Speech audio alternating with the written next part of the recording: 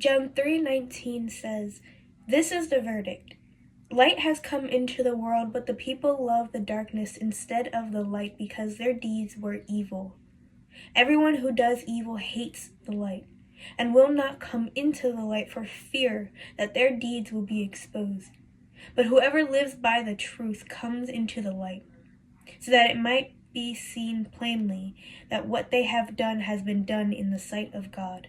And I just want to remind you, people of God, today, that we have to soften our heart to the world, not conform to it, don't agree with it, don't compromise. But what I am saying is that when you are walking through the streets and when you are walking and looking at people, you have to remind yourself that they simply do not know. They don't know about Jesus. They don't know about the love of God.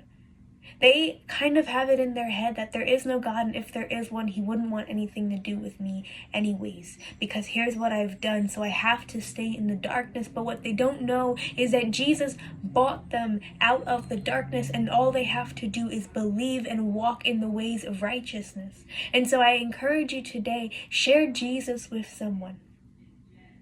Let them know how good it is to be in the light, because they think that if there is a God, then he surely isn't around me. He surely doesn't know about me. He surely doesn't look at me. But what they don't know is that God already knows. God already sees. God is already there. He is everywhere, omnipresent, all-powerful.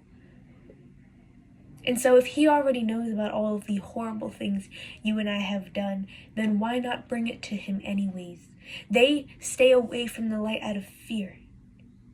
So why don't we as a people of God just go in and break fear off of people and let them know how good the Father is, that he sent his one and only Son to die on a cross for our sins and raised 3 days later for our redeemed relationship with the Father, so that we can bring our sins onto the altar and he will burn it with his consuming fire and love.